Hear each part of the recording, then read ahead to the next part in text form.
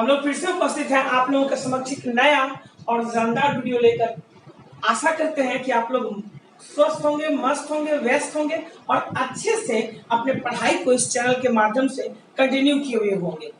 तो आज का जो सवाल है वो सीजीएल का, एसएससी सीजीएल का पूछा हुआ सवाल है प्रीवियस पेपर का, और चैप्टर जो है संख्या पद्धति के अंतर्गत हम लोग इस सवाल को पढ़ेंगे।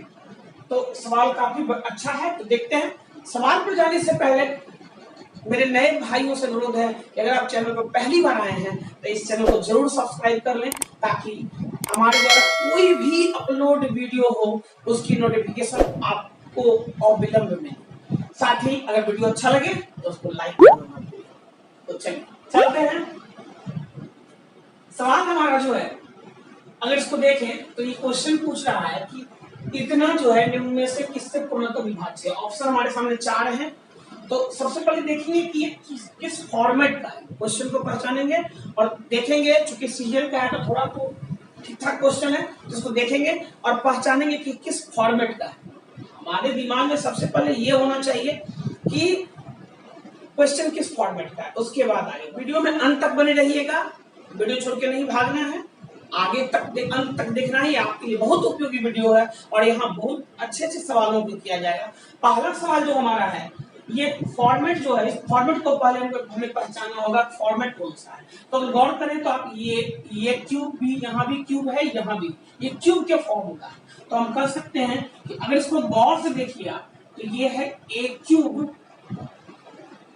अब यहाँ थोड़ा प्रॉब्लम है, माइनस है, तो आप इसको पहले ऐसे समझिए कि अगर हम इसको 53 का क्यूब प्लस -46 का क्यूब प्लस -7 का क्यूब अगर लिख देंगे तो कोई फर्क पड़ेगा क्या? नहीं पड़ेगा।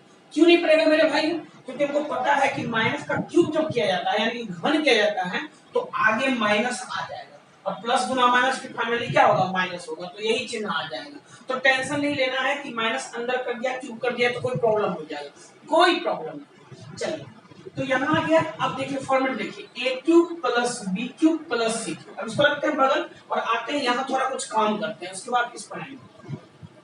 आपको पता होना चाहिए मेरे भाइयों कि A cube plus B cube plus C cube और बराबर होता है 3abc।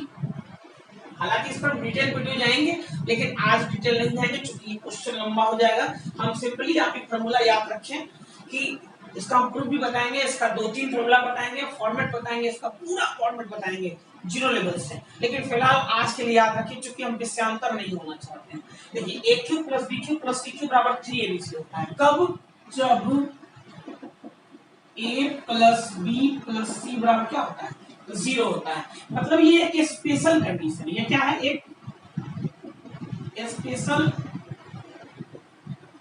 कंडीशन है। स्पेशल कंडीशन क्या कहता है कि यदि a plus B plus C बराबर 0 हो तो A cube plus B cube plus C cube बराबर क्या होता है? 3abc। यानी इसको इधर ले आएंगे तो -3abc का क्या होता है? 0 होता है। तो इसी फॉर्मेट का उपयोग करके हम इस क्वेश्चन को बनाएंगे। कि गौर करें, अगर इसको हम a मान लें, इसको हम b मान लें, इसको हम c मान लें, तो हम निकालते हैं a plus b plus c। अब यहाँ पर चूंकि b माइनस में है तो माइनस रखेंगे, कोई फर्क नहीं पड़ता है। चलिए तो यहाँ 53 आ जाएगा प्लस -46 प्लस -7। मेरे भाइयों अब गौर करें, देखिए यहाँ 46 रुपया कर्ज है, यहाँ 7 रुपये कर्ज है और यहाँ पर 53 रुपया अपना है। तो अगर आप गौर करें तो इसका अगर सम करेंगे आपको आ जाएगा 0। बोलिए कैसे? तो ये हो जाएगा 53 रुपया अपना और 53 रुपया कर्ज। 53 रुपया कर्ज, 46 साथ कितना हो जाएगा? 53। तो ये कट जाएगा और 53 क्या हो गया? 0। तो हम क्या पा रहे हैं कि यहाँ पर जो a है, यहाँ जो b है, यहाँ जो c है, इस तीनों का योगफल क्या है मेरे भाइयों?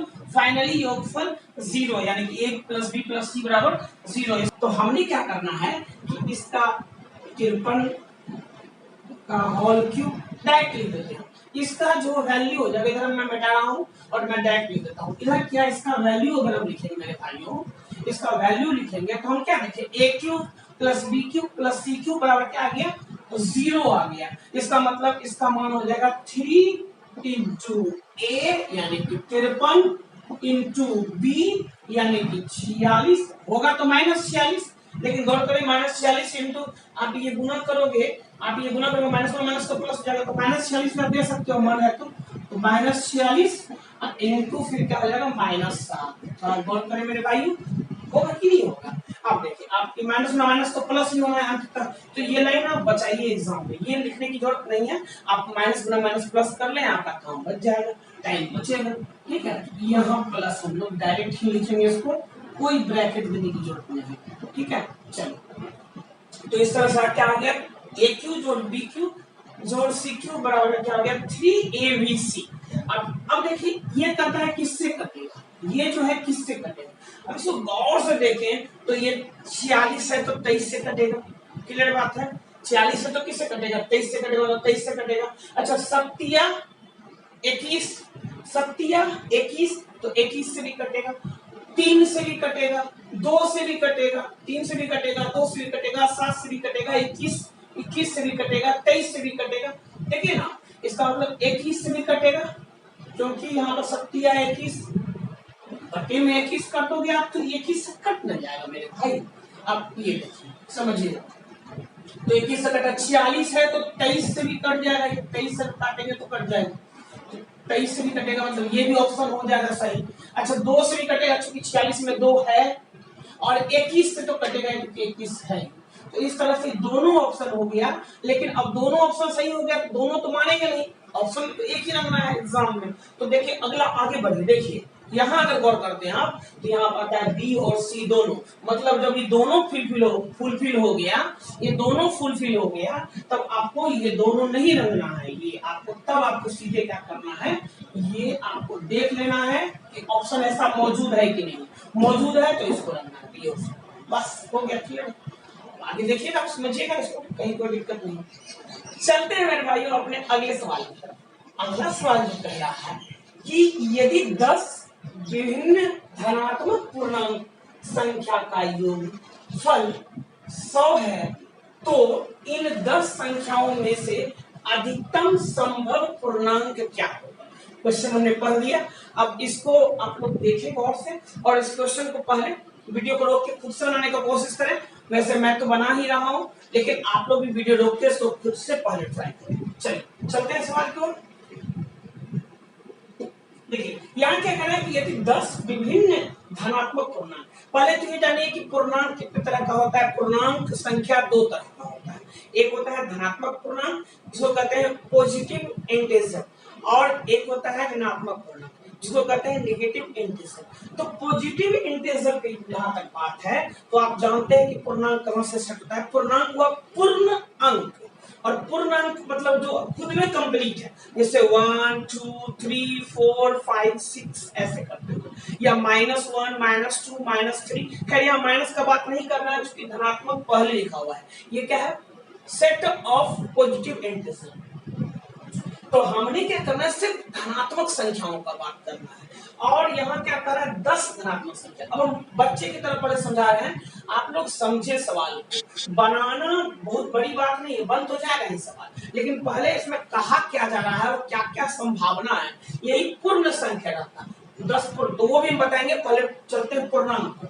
हमें क्या करना है कि 10 संख्या ले लेना है, ब्रैकेट प्लस 1 2 3 4 5 6 7 8 9 10। ठीक है, थोड़ा सा गैप देख लीजिएगा। और बराबर कितना दिया हुआ है, सबका योग कितना दिया हुआ है मेरे भाइयों, इसका योगफल 100 है। बराबर कितना दिया मेरे भाइयों 100, ये बराबर यहाँ है, इस सब का योग कितना दिया हुआ है, बराबर दिया हुआ है 100। हमें क्या करना है कि हाँ, यदि 10 विभिन्न धनात्मक पूर्णांक का योगफल 100 है तो इन 10 संख्याओं में अधिकतम संभव पूर्णांक, अधिकतम संभव पूर्णांक निकालना है। तो अधिकतम संभव पूर्णांक कैसे निकलेगा, तो हम पहले अगर इस सबको संभव मिनिमम ले लेंगे, अगर 10 में से 9 को संभव जितना संभव हो सके उतना मिनिमम ले लेंगे तो दसवां पूर्णांक ऑटोमेटिक जो हो जाएगा वो क्या होगा, बिगेस्ट या लार्जेस्ट हो जाएगा। जैसे संभव पूर्णांक स्टार्ट कहां से होता है, पॉजिटिव एक से। तो अगर हम इसको एक ले लें, इसको दो ले लें, इसको तीन ले लें, इसको चार, पांच, छह, सात, आठ, नौ, यहां तक अगर इसको ले लें तो इसके बाद जो बचेगा वो दसवां पूर्णांक निश्चित रूप से मैक्सिमम होगा। क्योंकि अब लेने के लिए तो यहाँ पर कोई कहेगा कि हम 11 लेंगे, 12 लेंगे, कुछ भी लेंगे, तो उससे क्या होगा, यहाँ आपको महत्तम नहीं मिलेगा। यहाँ महत्तम होने के लिए शर्त है कि इन सबको न्यूनतम होना पड़ेगा। अब न्यूनतम में भी क्या करेंगे, सब एक नहीं लेंगे, ये नहीं कि सब एक एक, बहुत कम दिमाग में चल रहा होगा कि सर सबको एक मान लिया जाए, तो क्या नहीं होगा, क्या सबको एक मान लेंगे, 9 तक एक एक एक एक लिख लेंगे, अब बाकी इसमें क्या करेंगे, मैक्सिमम पुट कर देंगे, काम बन जाएगा 91 या जो भी आ जाएगा। तो ऐसे नहीं होगा, क्योंकि यहाँ क्या करा है, 10 विभिन्न धनात्मक पूर्णांक, विभिन्न मतलब अलग अलग, मतलब ये भी कंफर्म रखना है कि आपको इस सब में अलग अलग भरना है, तो अलग अलग भरा हुआ है। दूसरा क्या है, पूर्णांक भरना है, तो पूर्णांक देखिए 1 से स्टार्ट होता है, तो 1 2, तो ये ठीक है, आपको समझ में आ गया कि 9 तक क्यों हमने भरा, एक तो अलग अलग होना चाहिए, इसका धनात्मक होना चाहिए, इसका पूर्णांक होना चाहिए, तो 9 तक तो भराएगा। इसके बाद क्या होगा मेरे मित्रों, इसके बारे में सोचो, ये कितना होगा। अच्छा, टोटल एक का पहाड़ा आप दोनों के 10 तक तो 55 योग होता है, 55 में 9 तक हम ले ही लिए हैं, बचा कितना है 10, 10 बचा है, 55 में 10 बात कर दीजिए यानी कि 45, इस सबको जोड़ दीजिएगा ना तो 45 आ जाएगा। नहीं विश्वास देखिए, 9 1 10, 8 2 10, 7 3 10, 6 4 10, 10 4 40 और 5 45, तो 45 ये हो गया, 100 में 45 यहाँ हो ही गया, यहाँ तक में 100 में 45 हो गया, तो ये क्या हो जाएगा 55। यानी कोई पूछेगा कि महत्तम दसवां संभव पूर्णांक, महत्तम पूर्णांक कौन होगा, इसका आंसर क्या हो जाएगा मेरे भाइयों 55। बस सवाल खत्म, बस इतना ही सवाल था। आप इसको अच्छे से फिर से दोबारा देखिए, समझ में आएगा। क्या हमने किया, सब का सब डिस्टिंक्ट लेना है, मतलब अलग अलग विभिन्न धनात्मक पूर्णांक। दूसरा क्या करना है, धनात्मक पूर्णांक लेना है। धनात्मक पूर्णांक स्टार्ट होता है आपको 1 से, और क्या होगा आपको कि अलग अलग लेना है, तो आप एक एक एक एक ही नहीं ले सकते। बहुत लोगों को मन में चल रहा होगा 10 में 9 को एक एक मान लेते हैं, बाकी उधर 91 लिख लेंगे, काम हो जाएगा, महत्तम वाले का 91 हो सकता है, ऑप्शन में भी हो, लेकिन आप फंस जाइएगा। यहाँ पर आपको देखना पड़ेगा कि विभिन्न कह रहा है, तो फिर चलिए ठीक है। आगे हमने 1 से लेकर 9 तक लिख लिया, यहाँ से यहाँ तक का योग हो गया 45, अगला है 55 हो जाएगा, तो 45 और 55 क्या हो जाएगा 100, बस खत्म। सब अलग अलग है भी और ये महत्तम हो भी गया, तो इसका आंसर। आते मेरे भाइयों अपने अगले सवाल पर। अगला सवाल जो है आप गौर कर सकते हैं, अगला सवाल ये है, और ये सब सारा का सारा सवाल जो ले रहे हैं वो सीजीएल का पूछा हुआ है, ठीक है। अगर आप इस वीडियो को अगर देखते हैं और आप इसमें रुचि दिखाते हैं तो हम ऐसे ही सवाल, अच्छे अच्छे सवाल और भी पर डे के हिसाब से लाएंगे। लेकिन आप लोग रुचि दिखाइए, मेहनत लगती है वीडियो बनाने में, आप लोग रुचि दिखाइए, वीडियो को देखिए। हम निश्चित तौर पर वादा करते हैं कि पर डे आपको वीडियो एक से एक सीजीएल का क्वेश्चन का या रेलवे के क्वेश्चन का, खासकर सीजीएल एसएससी के क्वेश्चन का, जो अच्छे अच्छे क्वेश्चन है अलजेब्रा के या नंबर सिस्टम के, उनका सीरीज ला के देंगे। तो चलिए चलते हैं अपने सवाल की ओर। सवाल क्या है कि इस तरह से दिया हुआ है, आपको इसका कतई योगफल क्या होगा। आप देखने में तो बड़ा लग रहा है और लगता है कि मैनुअली निकालेंगे टाइम लगेगा, आपको पता होना चाहिए कि उसका रिजल्ट क्या होता है।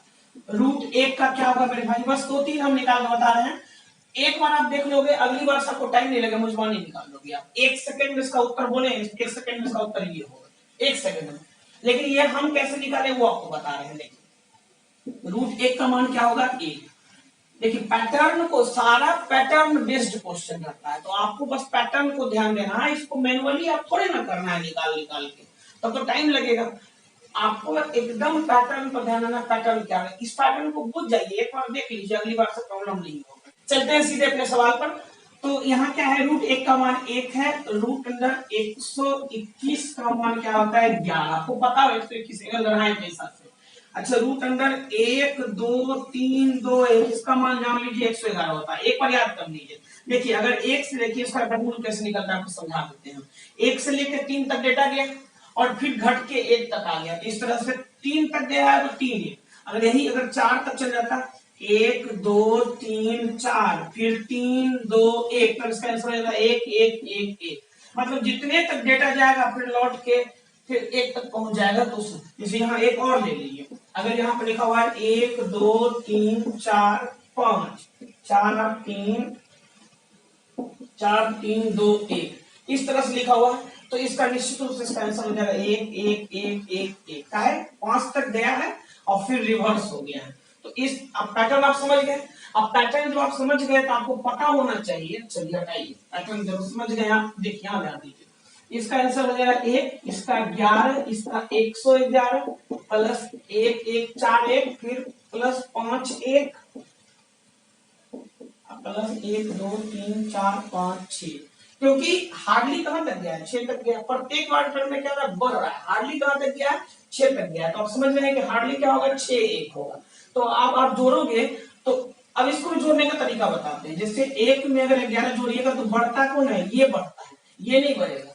तो उसी तरह से अगर जैसे ही आप जोड़ोगे इसको, सबसे पहला स्थान इकाई स्थान के लिए कुल कितना योग हो जाएगा 6, फिर क्या होगा 5, फिर क्या होगा 4। अगर इसको आप ऐड करोगे तो ये कैसे ऐड होगा समझना। इकाई स्थान के लिए कितना होगा, ये जुटेगा ये जुटेगा, 6 अंक है टोटल, टोटल कितना है 6 है। तो 6 हो जाएगा, फिर 5 एक कम हो जाएगा, चूंकि ये खत्म हो जाएगा तो एक कम हो जाएगा 5, अगली बार में ये भी खत्म हो जाएगा तो 4 हो जाएगा, अगली बार में ये भी खत्म, क्योंकि सैकड़ा तक है, हजार है कहाँ इसमें दहाई तक है, सैकड़ा है कहाँ। तो सैकड़ा जब नहीं है तो आगे नहीं बढ़ेगा। तो 6 होगा, आप जोड़ के देख लेना अगर मैंने नहीं समझ में आ रहा है, ऊपर नीचे लिख के। लेकिन यहाँ क्या होगा 6 फिर 5 फिर 4 फिर 3 फिर 2 फिर 1, बस इसका उत्तर क्या हो गया, देख लिया, समझ लें। तो कभी भी जोड़ना है, इसे एक जोड़ना है, फिर 11 जोड़ना है, फिर 111 जोड़ना है, तो सीधा है पहले के लिए कितना हो 1 2 3, फिर क्या हो जाएगा 2, फिर हो जाएगा 1, हो गया खत्म। इसको जोड़ना कौन बड़ा मुश्किल है। मान लीजिए एक और है 4 तक है, तो ये जाएगा 4 3 2 1 खत्म, जोड़ के देख लीजिए, तो कहीं कोई दिक्कत नहीं इसमें जोड़ने में। चलिए ठीक है, तो देख लीजिए और चलते हैं फिर अपने अगले सवाल। आते हैं मेरे दोस्तों अपने अगले सवाल पर।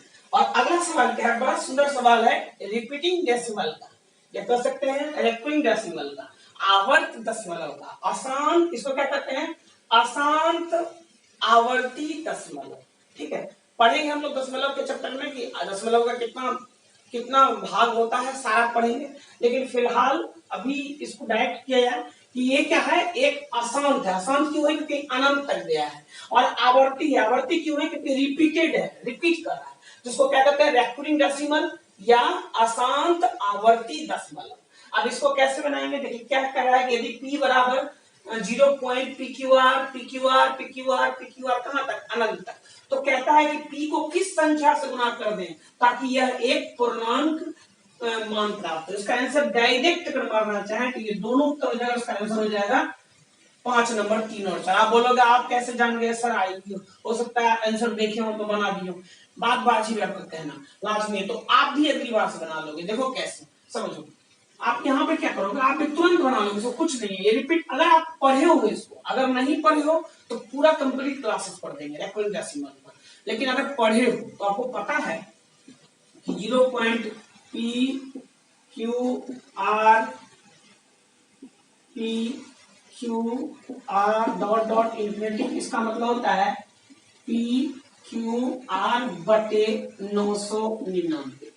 कैसे होता है, क्यों होता है, अगले जब इसका पूरा चलेगा ना कंप्लीट तो बता देंगे। अभी फिलहाल जान लीजिए कि इसको क्या करते हैं, इसको कैसे लिख सकते हैं, इसको लिख सकते हैं 0.PQR पर रिकरिंग, तो ये रिकरिंग लिख सकते हैं। तो रिकरिंग मतलब क्या होता है, रिपीटेड डेसिमल। तो इसको 3 पर रिकरिंग है तो 3 9, अगर 2 पर रहता सिर्फ P और Q रहता, इस पर रहता तो डायरेक्ट हम बटे क्या करते PQ अब बटे 99 लिखते, ठीक है, लेकिन 99 लिख देते। लेकिन ये तो नहीं है, आप 3 पर रखनी है तो 1 पर रखनी रहेगा, तो बटे में सिर्फ 1 9 हो जाएगा, P बटे 9 हो जाएगा। अगर Q भी है, Q पर रखनी है तो 99 हो जाएगा PQ। अब PQR भी है, उस पर रखनी है तो 999 हो जाएगा, तीनों हो जाएगा 999 हो जाएगा। इसको हम अच्छे से करेंगे, क्यों होता है कैसे होता है, मैनुअल बेसिक 10th के क्लास में है रिपीटिंग डेसिमल, आप वहां से बुक से देख सकते हैं, नहीं तो हम बताएंगे। अभी क्या है, हमको फास्ट बनाना है, टाइम कम लगाना है, तो अभी आप तरीका जानिए सीधा। देखिए यहाँ पर क्या है, पी क्यू आर बटे 999। अब कोई चीज, ये ऊपर वाला अंक तो क्या है, ये निश्चित रूप से पूर्णांक है। देखिए पूर्णांक मान प्राप्त हो तो ये तीनों गुना होगा तो कोई ना कोई अंक है, गुना होगा पूर्णांक ही आएगा। हमारा दिक्कत कहाँ है, हमारा दिक्कत है यहाँ ये बटे में जो है। अगर इसको समझिएगा मेरी बात, हमको इसको पूर्णांक बनाना है तो एक काम करना पड़ेगा, इस बटे वाले को भगाना पड़ेगा। और बटे वाला भागेगा कब, जब इसको 999 से गुना कर दें। किस गुना कर देंगे मेरे भाइयों, 999 से गुना कर देंगे। 999 से गुना करेंगे तो ऑटोमेटिक ये भाग जाएगा।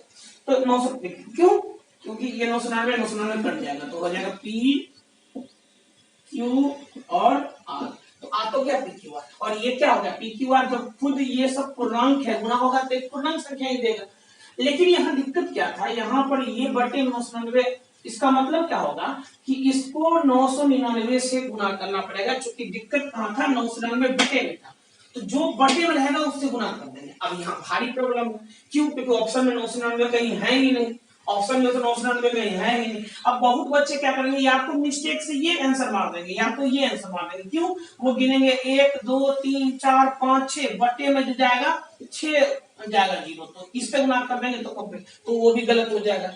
आप समझ ही रहे हैं, क्यों भी बता दी। 10,000 जाएगा ही नहीं, बटे में क्या जाएगा 999, तो गुना किसे करना है 999 से। अब 999 ऑप्शन में तो है नहीं, तो 999 दूनी क्या होता है, अब 999 से कट रहा है 999, यहाँ क्या 1998 हो जाएगा।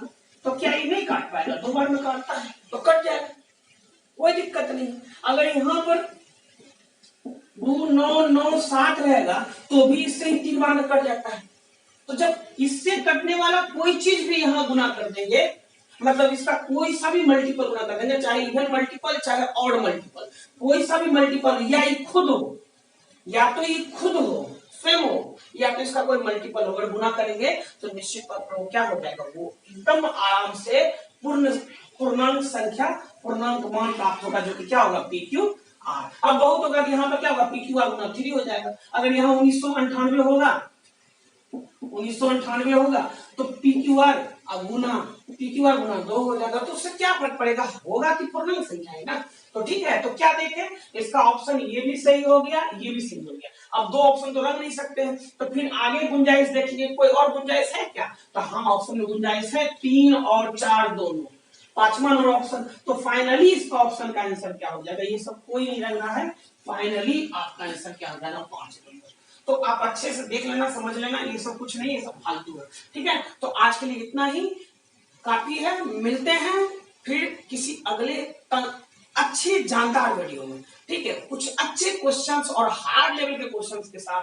तब तक के लिए खुश रहिए, मस्त रहिए, स्वस्थ रहिए और सुरक्षित, अनावश्यक घर से बाहर ना निकलें, सुरक्षित रहें, घर में रहें। अंत में अगर वीडियो अच्छा लगा हो तो वीडियो को लाइक करके जाएं, क्योंकि काफी मेहनत लगती है। तो वीडियो को जरूर लाइक करें और इससे हमें प्रोत्साहन मिलेगी, ऊर्जा मिलेगी। अंत में जय हिंद, जय भारत, वंदे मातरम।